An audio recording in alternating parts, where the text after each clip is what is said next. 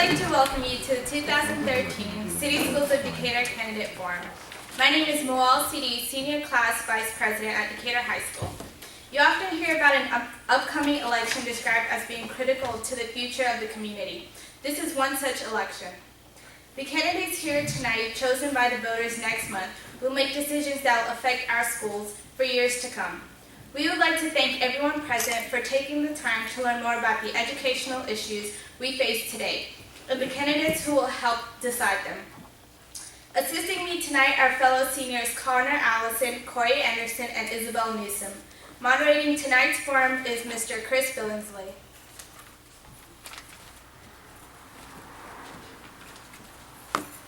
I would like to thank the leaders and members of the church at Decatur Heights for allowing us to use their beautiful meeting place for tonight's forum. I would also like to thank Ms. Danae Thomas and Mr. Jeff Koski and Mr. Chris Billingsley for organizing this event.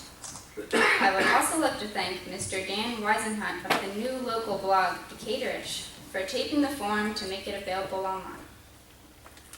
I would now like to introduce the candidates. Running unopposed for the at-large seat is Miss Annie Kayola. Running for the District 1 Post A seats are Mr. Mark Arnold and Mr. Lewis Jones.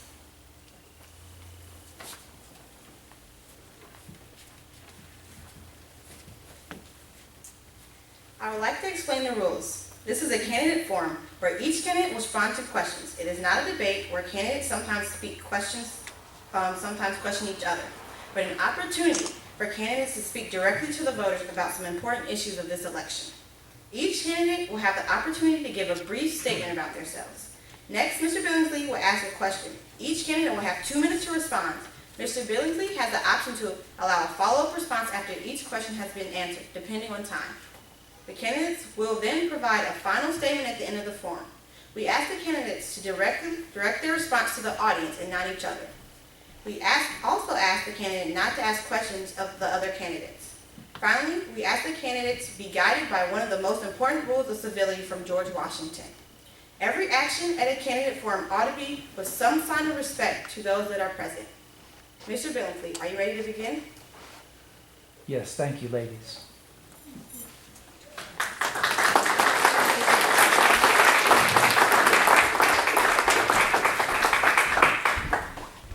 Starting with Ms. Kayola.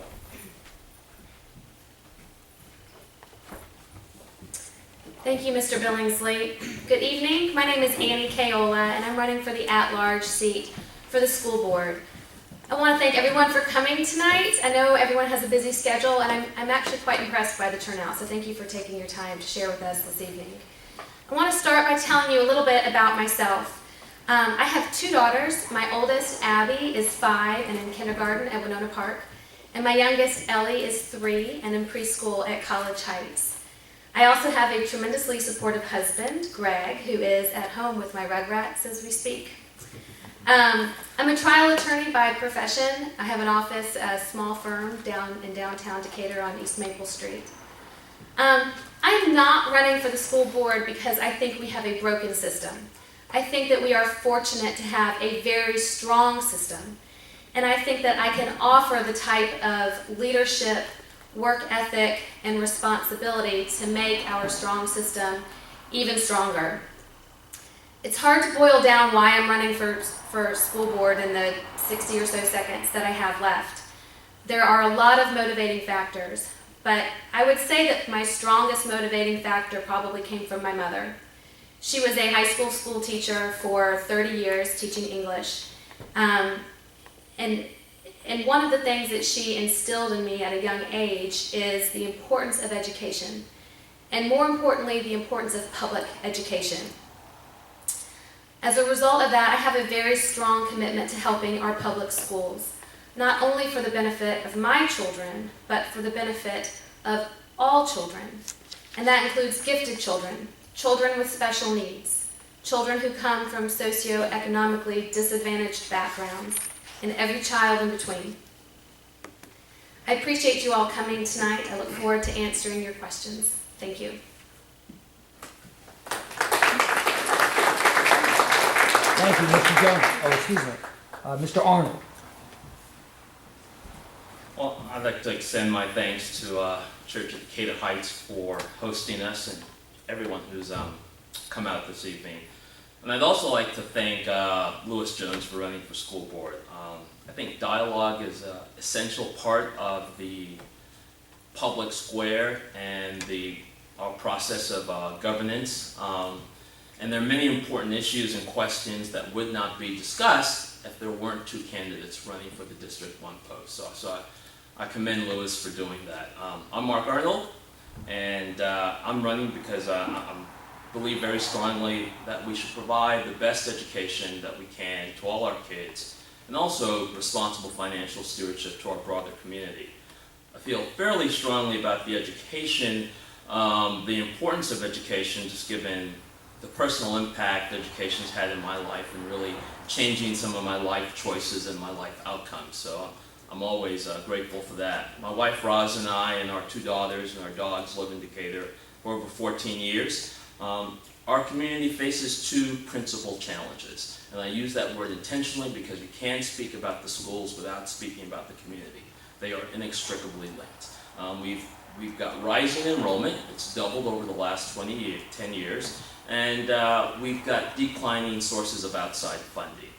And at this time when we have critical financial pressures, we're losing our 2 board members with the most financial experience.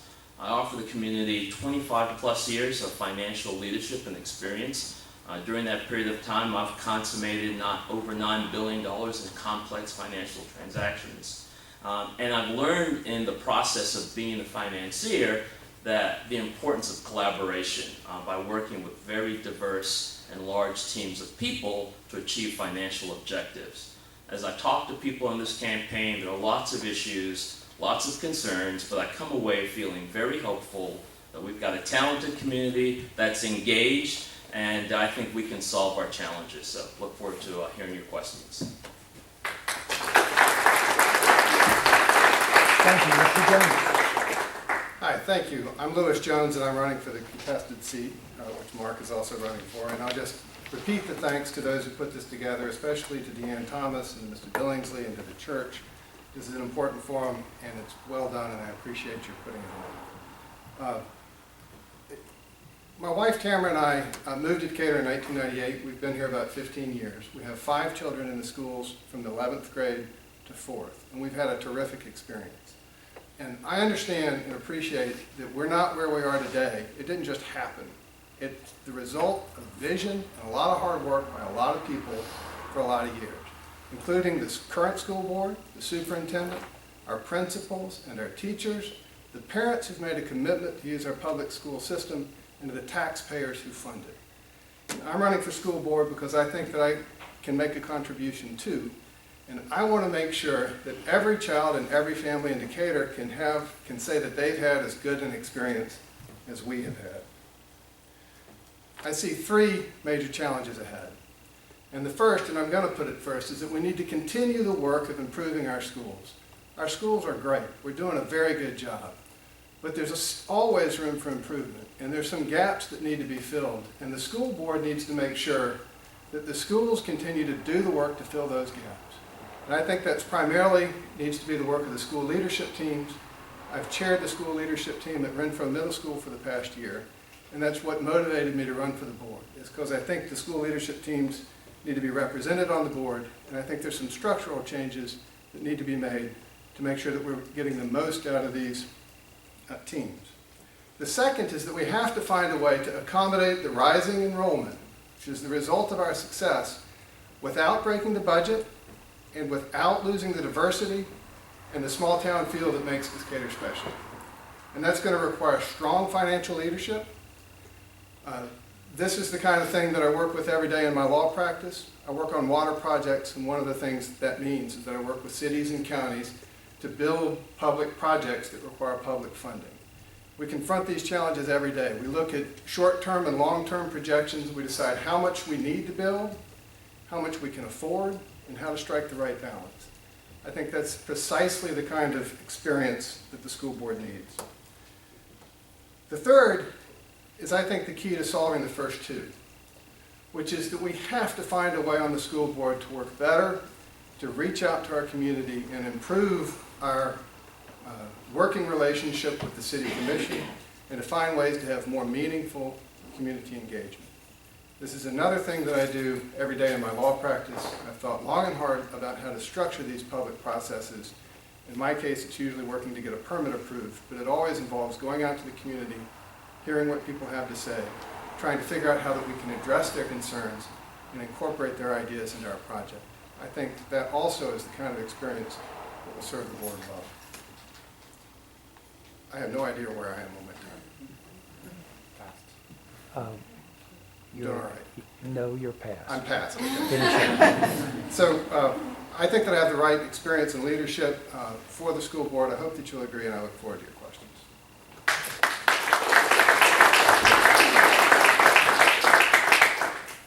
Thank you. Our first question is about a future superintendent.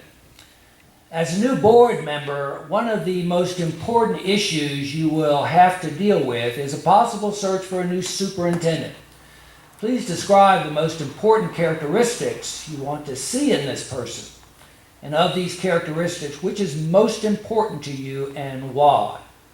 Mr. Jones, we're going to begin with you. I think we need a superintendent who comes from a very high-functioning school system like we have, with a very engaged student or parent community like we have. I think we need a superintendent who has business experience in addition to educational experience, because running a school is, in fact, running a business in many ways. And so I think we need a superintendent who understands how to do that, who has experience doing it, but also knows the community involvement piece. We need someone who's comfortable with and knows how to engage the community, to bring them into the decisions that are made and to get them comfortable with the plans that we're going to have to make. I think the most important piece would probably be the latter. I think that we need somebody who really can work in Decatur and can bring folks together. Thank you, Mr. Arnold. Over the last 25 years, as part of my career, I've had the opportunity to hire 4 CEOs. CEOs of for-profit institutions and CEOs of not-for-profit public corporations. The hiring of a CEO and the processes that I have been involved with tend less to focus at the outset on specific qualities that you want, and it's really more of a process as to where is the organization today and where does the organization want to be over the next 10 years. Starting from that question, you tend to look at the kinds of skills and capabilities it will take to move the organization toward the future state. So in our case, I think the school board has done a great job in the level, quality, and frequency of communication and engagement with the parent community. But I think going forward, there's the opportunity to match that and be equally engaged with the broader community. So communication, outreach, engagement is one part. When you work this process, you tend to get a lot of stakeholders involved. You get people who are part of the current organization, community groups, and you talk about where we're going and what we need to get there. And it's distilling those community and stakeholder views that gives you this list of criteria, characteristics, qualities that you want in a CEO. Whether it's a for-profit institution or a not-for-profit, the process that I've been involved with has been the same all 4 times. Once you do that, you usually take that as the guidance for which your search firm or your internal staff will go out and start to vet potential candidates. You'll bring them back, and then you will narrow it down and work with the stakeholders to identify which candidate most closely brings the qualities, the experience, and the capabilities to get you from where you are today to where you want to be in the future. Thank you. Ms. Kaola. Thank you. I think there's a lot of important characteristics and qualities that our next superintendent needs to have. We absolutely need to have a leader in education, community engagement, and business. That person needs to be a supporter not only of our students, but also of our teachers and our administrators. I'd like to see somebody who has experience in, if not direct experience in a charter system, at least a profound understanding of what a charter system is. That's a unique component to our school system, and I think that the charter system is something that causes our success to either rise or fall, and a robust understanding of the charter system and the role of SLTs is important. I'd also like to see a superintendent with experience in a growing district. That's the biggest challenge I think facing our schools right now is the growing, or it's our growth in enrollment. I want to see someone who is a champion of community engagement, someone who's going to reach out and listen to community members in a meaningful way, someone who can reach across and work with our city leaders in a meaningful way, and who can, rise above some of the typical, challenges that might face, a working government, someone who can rise above those things and make meaningful, impactful decisions, particularly as it relates to our students. And finally, I'd just like to note, in terms of looking for our next superintendent, I would like to gather a committee of people across the community, teachers, business leaders, parents, former school board members, people from the Decatur Education Foundation. I want a very broad group of people who are working together to compile the list of important qualities that we're looking for, and who will cast a very broad net in order to find the best superintendent that we can find. I think we are one of the top 10 school districts in the nation, and there's no reason why we can't get the top superintendent in the nation. Thank you. In light of recent events involving school shootings, do you think the board should reevaluate the overall safety of our schools? And if so, do you have any proposals in mind to improve school security? First, Mr. Arnold. As a parent, a school shooting's got to be the ultimate tragedy. You get your kids up in the morning and you prepare them to go off and take their test and do their field trip, and you're not really thinking about, getting a phone call saying that your child has been hurt or worse.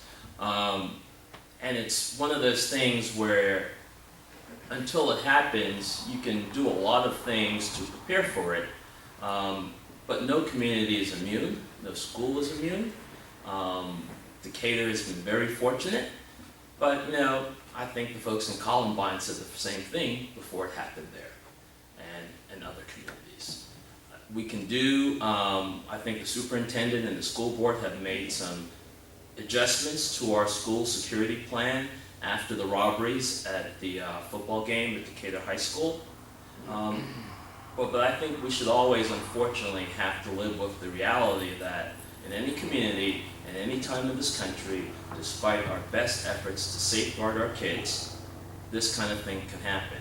I would not want to see us react in a preemptive fashion and turn our schools into jails. I think we've got to rely on the good sense of the board and the superintendent. I think the security measures and the resource officer at our school, maybe we add an additional resource officer, but I think school needs to be kept as school. And I think we can have an army or a division guarding the school, and if one individual is just determined to cause a lot of pain and a lot of harm, then no amount of armament and defenses is going to stop them. I think we've done some good things. We might look at additional resource people, but I would be concerned that we don't turn the schools into places that don't begin to feel like schools.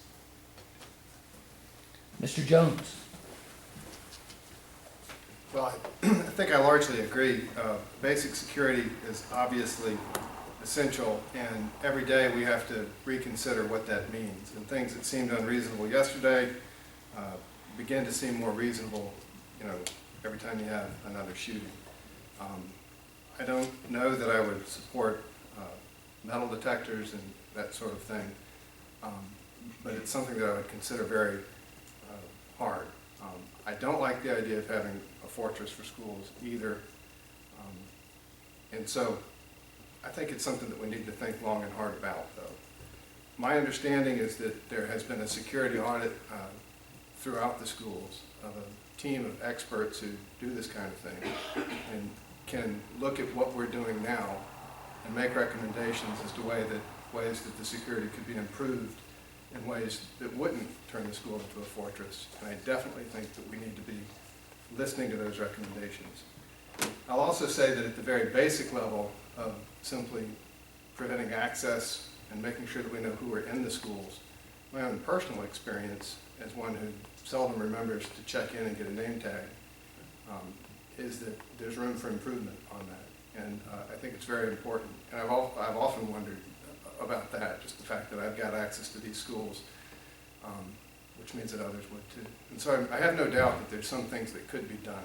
How far to take that, I don't know. But I do think that the idea of a security audit is a good one. Ms. Taylor. Thank you. I think that the issue of safety has to remain one of our top priorities for our schools, and it must be something that we are constantly evaluating and reevaluating, and not something that we simply evaluate in the wake of some recent tragedies that we've had. In addition to securing our schools and making them as safe and secure as they can be, I think we also need to continually evaluate and have plans for crisis management. And what do we do when somebody does perpetrate one of our schools? I think what happened at McNair Elementary School is a great example of how you can diffuse a potentially tragic situation. And it's one that we can take a lot of examples from. I'd like to see us working with our neighboring schools and school districts to emulate best practices in that regard, and to be constantly seeking to improve security. I think that the safety audit that Lewis mentioned that we've done is a good one that we should continue to do periodically. You've heard me say already, and you'll hear me say again tonight, I'm a big supporter of engaging our community and putting committees together to evaluate areas that can be strengthened and to make recommendations. And I would certainly support putting a committee together of community members to identify areas of weakness and make recommendations to the school board. I agree with Lewis that my own personal experience, particularly with having young children in the schools, is that security is something that can be improved, not only as far as parents signing in and out, but with young children, a sign-in sheet for them is important as well to make sure that children are going home with the right parent. So I would support absolutely continuing to evaluate and reevaluate this and get the community involved so they can help identify areas of weakness and make recommendations for improvement. Thank you. Many voters are concerned about the possibility of a future bond referendum or other funding proposal for the expansion of the middle school and the high school based on enrollment projections. Some believe that without a bond referendum or COP, a certificate of participation, large numbers of trailers would have to be used, while others think that a successful bond referendum would raise property taxes beyond a point that businesses, retirees, and those without children in the system could support. What is your position about the possible bond referendum and the certificate of participation? Would you support any other solutions besides raising taxes or borrowing money, such as a smaller building proposal, a limited use of trailers, or other solutions, such as double sessions? Ms. Kayola. Well, I think you've hit on one of the hottest topics that we're talking about in our community these days. Excuse me, I'm recovering from a bit of a cold. I do support a bond to add on to our middle school and our high school. I think that if you look at even the most conservative of projections for our growth and enrollment, I don't think anyone can say with a straight face that we don't need to expand.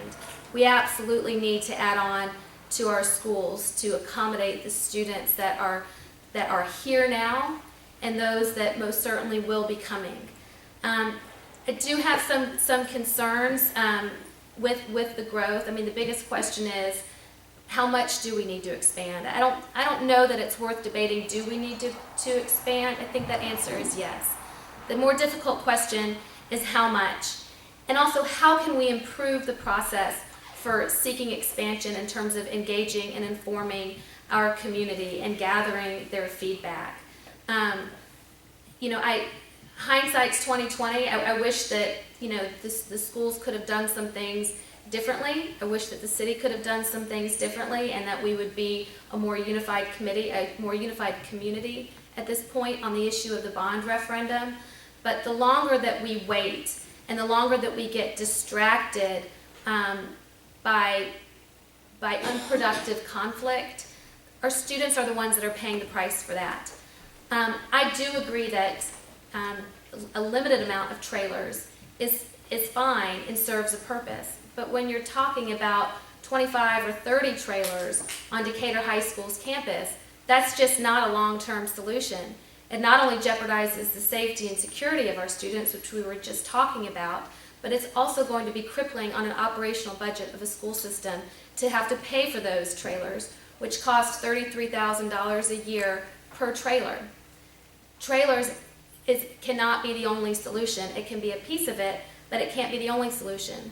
I think that we need to build for the growth that we have. We need to solicit community input and work with the city to get this done. I think to the extent that people have fear that we may overbuild and have classrooms that we can't fill, we have dealt with that in the past by allowing tuition students to come to our schools. And I think as long as we remain a strong school system, we will always be an attractive and appealing school district that out-of-district people will be willing to pay tuition to come and use our facilities. I don't think that we're going to be overbuilding, but I am looking forward to continuing the conversation with the city, to continuing to involve community members in the input in that process, and to ultimately get it done, because the students are here. They're here now, and they need a place to go, and we need to be ready for them. Thank you. Mr. Jones.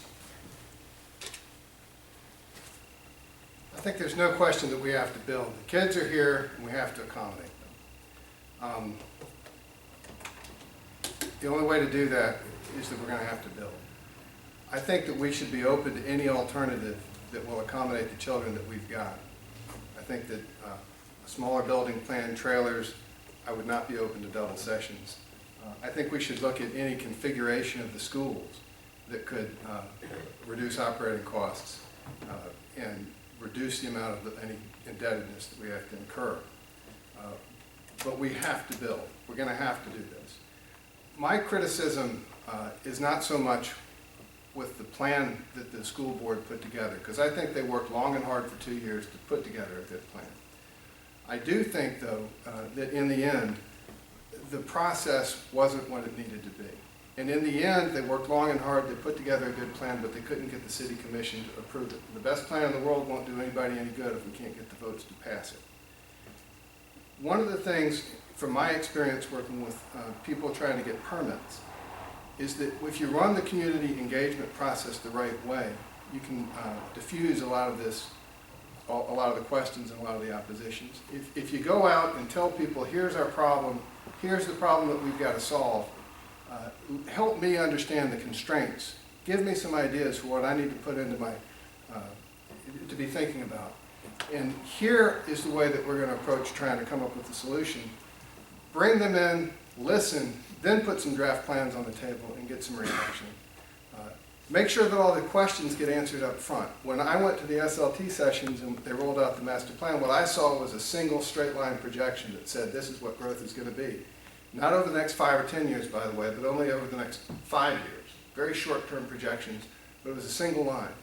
Now again, I do this work with cities and counties. We look at these population projections to decide what kind of projects we need to build. And I know it's not going to be one answer. I know that this is a highly uncertain art of trying to predict exactly what's needed.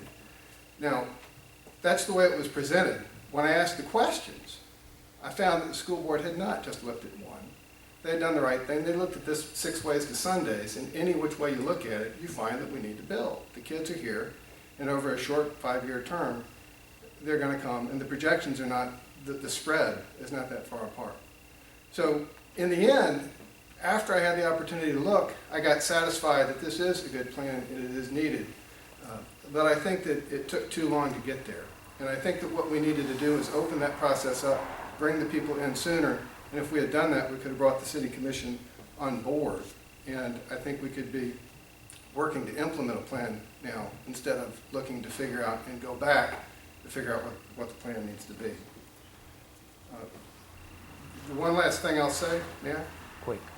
I think the long-term solution is that we need to balance the tax base. And the same factors that are creating the pressure on the schools are going to continue to allow us to be successful in the schools, but ultimately, we need to balance the tax base. We're 70% residential. We need to work with the city commission through smart development policies and smart annexation to make sure that we've got the right balance so that the burden isn't entirely on the residential taxpayers. I think that's a long-term solution. It's not within the school board's power, but it's something that we can do if we work together with the commission. Thank you. Mr. Arnold.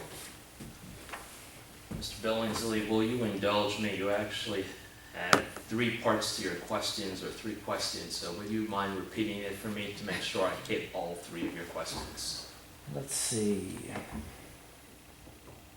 What is your position about the possible bond referendum and the certificate of participation? Would you support any other solutions besides raising taxes or borrowing money, such as a smaller building proposal, a limited use of trailers, or other solutions, such as double sessions? Well, let me start by taking the 3rd question and dispatching that. I would not be in favor of double sessions. I think it would be too disruptive to the family unit and the teachers and everyone else, and so I think that is not a good idea. For those of you who don't speak the Greek of public finance, the difference between a bond and a COP is a certificate of participation. It's traditionally a means of off-balance sheet financing. It's the equivalent of a rent that you pay to lease your home or lease your building, and because there's no interest rate, it doesn't show up on the balance sheet. But it is essentially another way of funding a long-term obligation, but just off the balance sheet, just so we all are on the same page. As far as the bond referendum goes, I don't think I can say whether I'm in favor or not. There's some additional questions I would ask. In the capital budgeting process, Bell South used to spend $10 billion a year on capital projects. But although we budgeted money over the long term to invest in broadband and other things, our question was always, how much of that will we realize in a given year? So seeing some estimate of how much of that capacity you're going to need will be an important factor in determining how big your building plan has to be. These questions may have been asked and answered, but I haven't seen the data, so it'd be hard for me to respond. As to the question about the increased tax burden of a bond referendum, I was involved in the project in the city of Nashville between 2009 and June of this year, where the mayor wanted to build a $650 million convention center in the midst of the worst recession since the Great Depression. The city council rightly pushed back and said this is not a good time to incur a large public debt. But tell you what, Mr. Mayor, if you guys find a way to fund it without taxpayer money, we'll approve it. As the chair of the Finance Committee working with the city finance director, the budget office, we were aided by the very good advice of Goldman Sachs. We actually came up with a way to raise $650 million in funds without 1 penny of taxpayer money. So I think there are another set of choices that we can explore besides raising taxes and cutting services. Thank you. Several parents have questions about the 4-5 model, the large increase of students in the elementary schools, and too much redistricting. As a board member, would you favor retaining the 4-5 model, or should we return to a more traditional K-5 approach? What do you base your opinion on? and that is Mr. Jones again.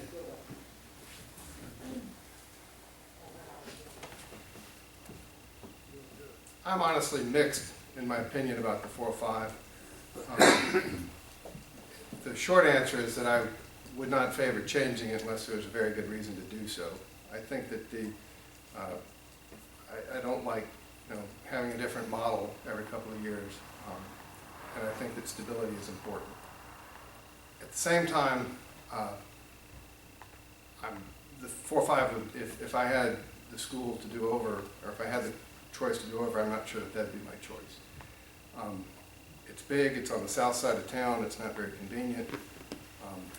I've never been persuaded that the educational benefits that were promised from the 4-5, which is that by putting all the kids in the same building, we're going to be able to more efficiently provide the specials. We're going to have more art teachers and music teachers and special education teachers in the building. I'm not sure that that really panned out. I do think that it was very successful, and the one thing that I really like about the 4-5 is I do like bringing the kids together before they move on to sixth grade. And what people say, and I believe it, is that this has been very good for the culture of the schools, reducing the cliquishness of the kids because they get integrated and together before they move on and reach the more difficult middle school years. For that, I think it's been good. So I'm on the fence. I would leave it the way it is unless there's a very good reason to change it. The one thing I'd say, though, is that we should be open right now, as we talk about meeting the enrollment challenges, to any configuration if by going back to the K-5s and doing something else with the 4-5, we can accommodate growth without building and without incurring such a large debt. We should certainly be open to that. It's not something that I believe necessarily is going to solve a problem, though. So if someone came to me and said that this is a solution, I'd be open to it. Mr. Arnold. Let me start out by saying I'm not an educator. So I'll address the question of the 4-5 from my perspective as a parent. My wife was initially very concerned about our daughter going from Claremont, which is a very small, nurturing environment, to the big 4-5. But during the 2 years we spent there with our first daughter, she really saw the benefits that the educators thought could be derived from that organization of the 4-5. And moving into middle school, the transition was flawless. So as a parent, personally, with 2 children who have gone through the 4-5 and lots of their friends who've gone through it, we have seen the very real value of it. From the standpoint of the impact and other contributions the 4-5 has made, when I sat down to speak with Dr. Edwards and the finance director about the budget and the financing of our system, one of the things that was pointed out is that the 4-5 configuration saves the city schools of Decatur anywhere from $750,000 to $1 million a year. Many of you may recall that over 5 years ago, the state of Georgia withdrew its funding for world languages in K-8. Well, maybe you don't recall it because we still offer world languages in K-8. And where do you think that money came from? So, unless there's a very compelling reason, I would stick with it. Ms. Kayola. When I decided to run for school board back in January, I started meeting with members of the community, parents and teachers and people without kids to hear what their concerns were. And I've met with a lot of folks, and the 2 things that came up the most, the 2 hottest topics, were growth and enrollment and the 4-5 academy and structuring of K through 3 versus K through 5. And so I've heard a lot of feedback on both sides of this issue. I think there are a lot of parents who feel like the kids at the 4-5 are treated like middle schoolers when in essence they are still in elementary school. And call it what you will, they are still elementary age children. There are other parents who have seen their kids through the process and feel like the goal of equipping our children to handle the transition into middle school better really is met by bringing children together at a younger age, and that transition, which is already a difficult one, is a lot smoother as a result of it. So I've heard a lot on both sides.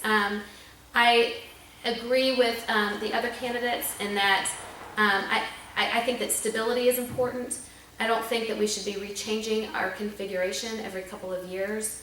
But I'm open to it. If I were presented with enough data to convince me that we should change it, I certainly would. I haven't seen that yet. I mean, I've seen pros and cons on both sides. I'll also say that my understanding is that a committee of community members was put together several years ago before they opened Fifth Avenue, and we heard pros and cons from the community. That committee ultimately recommended to stick with that configuration. So I will say that it is something that has been evaluated and reevaluated since its inception. And before we invested the money in the 4-5 Academy that we did, the input and feedback from the community was that we should keep it. But if circumstances have changed, I'm certainly willing to listen to the community and consider their feedback.